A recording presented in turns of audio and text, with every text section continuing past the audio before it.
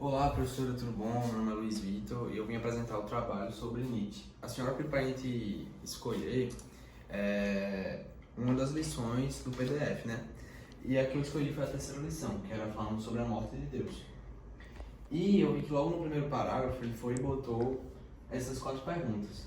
A primeira era: se Deus é um ente querido, como poderia morrer? A segunda é: será que Nietzsche se autoproclama o assassino de Deus? A terceira é: por que ele usa Deus está morto quando podia usar Deus não existe? E a quarta é: o que Nietzsche entende por Deus? Professora, eu vou começar respondendo pela quarta pergunta, que fala sobre o que Nietzsche entende por Deus. Eu vi que no texto ele falava, no texto não, no PDF, desculpa, ele falava que a moral da civilização ocidental é o que ele entendia por Deus. Eu fui e botei aqui: Deus foi um conceito moral criado na menor idade da humanidade para manter as comunidades unidas, com a ideia de um ser que tudo vê e que tudo sabe.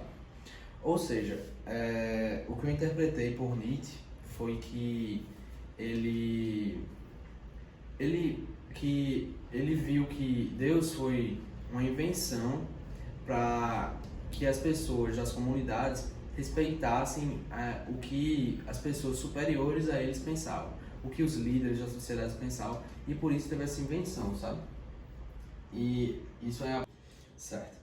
Vou responder a terceira pergunta agora, professor, que é: por que ele não simplesmente não disse Deus não existe? Para Nietzsche, a partir da filosofia moral de Kant, a ideia de um Deus não é mais necessária para manter a ética e a moralidade da sociedade. Dessa forma, Deus, assim como foi criado, foi morto. O que ele está querendo dizer aqui, eu vou explicar de uma forma melhor agora, qual foi a ideia que ele quis transmitir. Assim como a gente tinha visto na resposta da 4, a moral para Deus, para Nietzsche, Deus era a moral da civilização ocidental. E com o passar do tempo, Nietzsche ele foi e leu sobre a filosofia moral de Kant. E a partir desse momento ele viu que não era necessário ter um ser superior para que a gente seguisse uma moral, para que a gente seguisse uma ideia de ser errado ou de ser correto. Aí ele não viu mais necessidade com o passar do tempo, ele não viu mais necessidade de a gente ter essa ideia de um ser superior a gente, para que a gente se mantesse em ordem, se mantesse comportado, a gente pode falar assim. Aí ele vai falar que Deus, como foi criado, foi morto. E é isso.